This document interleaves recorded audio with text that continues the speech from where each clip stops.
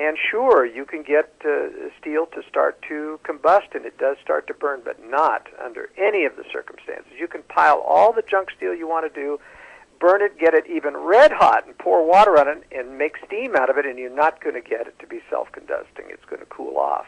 And so what's interesting is they're so meticulous on debunking911.com as to the things that they find wrong in Stephen Jones's theories, and yet the one thing that he's got really right, the molten steel down there, and they have superficial explanations for the sulfur content in the residue, which just don't hold up. But the one that really doesn't hold up is their explanation of molten metal, and it's just laughable, actually. And so it shows, just as they accuse Dr. Jones of being uncareful, and therefore we have to impugn his reputation for honesty, I have to impugn their reputation for honesty for being utterly laughable when they try to tackle the actual most powerful evidence that cannot be explained by any of the things in the government scenario of the taking down of World Trade Center. Well, and this phenomenon, if you will, of the molten metal that was found below both the towers and Building 7 is one of the things that I think is very credible. NASA took a thermal map of the site 5 days after and found surface temperatures over 1,300 degrees. And it's well documented that these areas with the molten metal continued to be red hot for weeks after 9/11, even though they were spraying water on the site. That's right. And of course, as I say, debunking 9/11 tries to make the case that you pour water on, you create steam which reacts to it, and it starts to self-combust, and it's just ludicrous. Sure. I mean, I don't know where they get the people. I mean, sure, they do get people to talk about in a laboratory we had a jet within a pipe, blowing air at a certain temperature and with a certain pressure of steam at this and this, and we could get it to have combustion, but that is nowhere near real-life scenarios. Now, another example, you take the difference between the janitor, Rodriguez, and his explanation of the explosions that occurred just before the aircraft hit the towers, and the explosion within the basement that blew out all the windows in the lobby. Now, this is very, very credible, what he says. And I find when you compare the superficial answer by the debunkers that this was fuel coming down the central core area, the utility core, and then exploding in the basement and blowing out. When you compare the two, you'll notice something that I put together on my site, and that is that when I watch the videos of the 9/11 firefighters walking through into the lobby, and they walk around looking and saying, look, all the windows have been blown out. And there's not a single window in any of the lobby that they go into. And you look as they pan that camera to the ceiling and everyone else, and there's not a tinge of black smoke anywhere. I'll tell you, Michael, if fuel dumps down in sufficient quantities of the elevator shaft to explode and then comes erupting out into the lobby, it's going to be clouds of black smoke. It's incomplete combustion. Even at the very best of conditions, jet fuel puts off smoke. But this, without optimum conditions, would have put out clouds of black smoke that would have hung up in that 20-foot ceiling or 30-foot ceiling without any escape. It would have hung there for days afterwards. And there's not a single tinge of any smoke whatsoever. Now, that is hard, good evidence. But nobody's brought that up that I know. Well, that has been brought up, and among certain circles.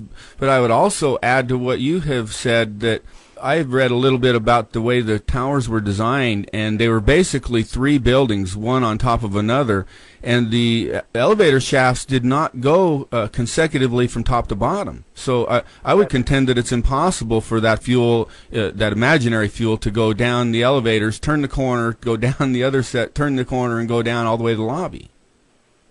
Well, even though the elevators you would have to switch to go up, there were paths that could follow through elevator shafts and across the floor and down, but it would not have been rapid. It would have not have been easy. Yes, it could have dripped down, eventually. But you're correct. There is no straight shaft going down. Mm-hmm.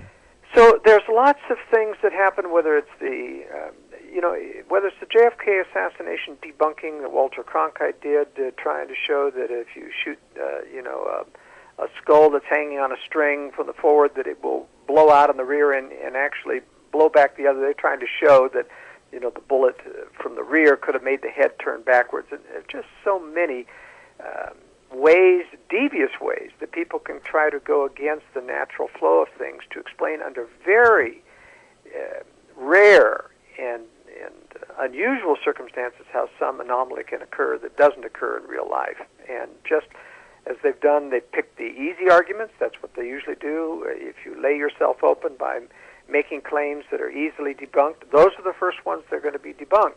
And usually they will completely leave out the ones that can't be debunked. And I'm surprised that they tackled the molten metal one, because that's very difficult to debunk.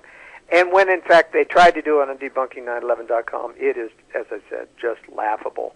And you won't get any steel worker who will confirm that you can take, even glowing, because, look, any person, steel worker who quenches steel knows, you take red-hot, white-hot steel and put it to quench it, you don't get any flame from that steel whatsoever. It quenches. You can spray steam on it, and it doesn't. You can put an oxygen jet on it, yes.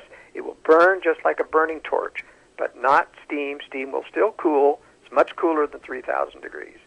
And only under certain laboratory conditions with high-pressure oxygen and steam can you get a burning to occur. Interesting. This is definitely one of the areas that I like to focus on. I know when I first began to look into 9/11, I read George Humphrey's book, 9/11: The Great Illusion, and this was one of the topics that he brought up right off the bat.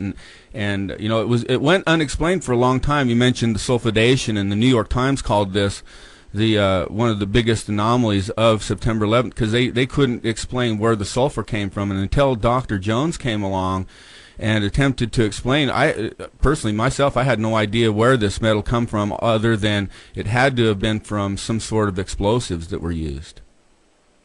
Well, we have to remember that thermite, or thermate, which is thermite with high percentage of sulfur doped in there to increase the burning capabilities, is technically, a burning agent, not an explosive. It's not a high explosive in the sense that it goes boom.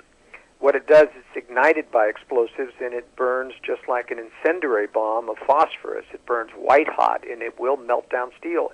I think that, frankly, one of the mistakes that Dr. Jones has made is concentrate on trying to explain thermite instead of cutting charges. I think, in fact, there was a combination of thermate in the base of the building and cutting charges up in the higher levels, which explain the various explosions that the firefighters were hearing. I believe those were cutting charges going off. But I think thermate was used at the base of the columns, and that's where the molten metal was found in large quantities. I think, in fact, they cut a hole in those weekends before the 9/11, when they had the building shut down for technical maintenance and nobody was allowed in there. The buildings were dark. I think that's when they were charging those buildings with thermate and setting the explosions, or setting the explosives. But I think that they cut holes in the base of those pillars, the 47 main pillars. They charged them with thermate, put other explosive charges that would ignite the thermate at a certain time, and then that burning would eventually melt those columns fairly uniformly so that the building would come down. And the key thing that I noticed way back, even before I found out about the molten metal in the basement, is when I watched the video of the North Tower coming down, I was one of the first to notice that the TV tower started to descend slightly before the outside perimeter of the building. And I don't know if you've noticed that. Yes. But that's an indication that the central core has been taken out. And that the pancaking then was made to occur. It's obviously a combination of cutting charges, and because even with the pancaking the floors, the conservation momentum laws that Dr. Jones talks about would have caused the building to collapse a lot slower than it really did. But in any case, in a combination of actual pancaking occurring and cutting charges to speed up the process coming down, the outside of the building was able to come down on its footprints. But clearly it could not have happened without that central core being compromised by those charges, and I think that's where the thermate occurred, not at the cutting charge level. In fact, we have the testimony of various tenants who survived the World Trade Center who said that they heard major construction going on in central floors that were off limits to anybody except certain construction crews, and this was major sounds of metal grinding, of concrete jackhammering and other things. These were not things that are typical of putting in new steel-studded walls for office buildings and remodeling these finished areas, for office space. These were major construction invading the core structure. And so what do you think about the idea that Dr. Jones has talked a little bit about, where the thermite or thermate, whichever was used, takes such a high temperature to ignite it that it would have been the perfect thing to use in the upper levels where the jets were going to be heading to keep these explosions from going off prematurely? No, I don't buy into that, mainly because of the difficulty of actually determining where those jets are actually going to hit. Despite the government withholding of evidence of the,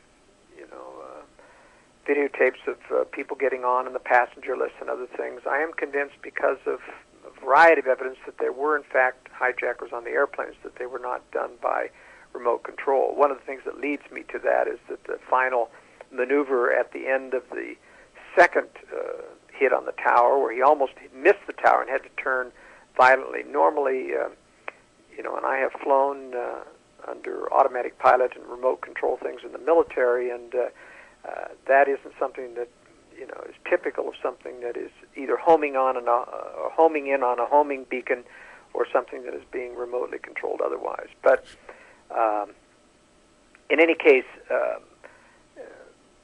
I think that obviously they had to have explosions pre-positioned during the tower that had to go off by remote control, but trying to start them at the level that the plane comes in, when it obviously isn't sure where that plane is exactly going to hit, would be, in my estimation, problematic.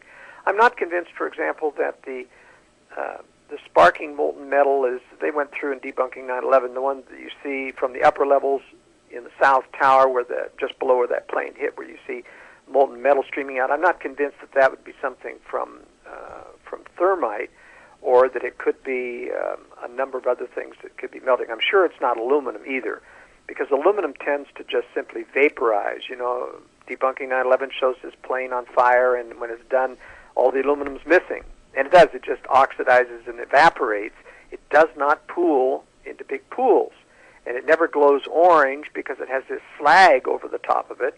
So it doesn't glow orange like the pictures of the molten steel and trash that's in with that molten steel in the photographs of the demolition of the buildings. So I'm not sure what caused that coming out of the building, but I see thermite only as useful, frankly, deep into the interior at those big central core pillars, not at the exterior where that molten whatever it was, and it could even have been lots of things that are not steel can actually make a bright, sparky, flaming, orange, drippy type of fire. So that part of it is not conclusive in my mind. We're speaking with Joel Skousen. He is the producer of the World Affairs Brief. You can find his writings and work at worldaffairsbrief.com. Also, he has a website at joelskousen.com. That's JOELSKOUSEN.com. We're going to take a short break, and we're going to come back to our conversation with Joel Skousen. This is Visibility 9/11. I'm your host, Michael Woolsey. We'll be right back. Toss me in the paddy wagon, it's disgusting. Interrupting Phillips' rushing thought to crush them into nothing. And obviously it's you or me. From 9/11 down to New Orleans, they straight killing our peeps. See, war don't always come with those two-door Jeeps. There's more to it, we're at war in the streets. They want to mold your brain to hate Arabic terrorists. And gay marriage is embarrassing. Wait, Bush will take care of it, and fuck the levy. Rough and heavy tactics in Iraq is more important. War, of course, is so imperative. So they spend your money on some bombs and jets, and let their Molotov cock directly connect with the Fertile Crescent erect, and send these men to their death for oil profits. The stench of blood so thick it's making the soil nauseous. I got a 5-year-old son, and Rumsfeld is talking 12 more years in Iraq. You do the math. Shit is fucked up in the divided states. Can't let my mind erase the reality hiding behind the smiling face of this fucking moron with no conscience, sucking the Saudi's dick so much that he needs a throat lozenge, snorting coke while he's in the Oval Office. Smear campaign spread skid marks over all of his opponents. Watch as Fox concocts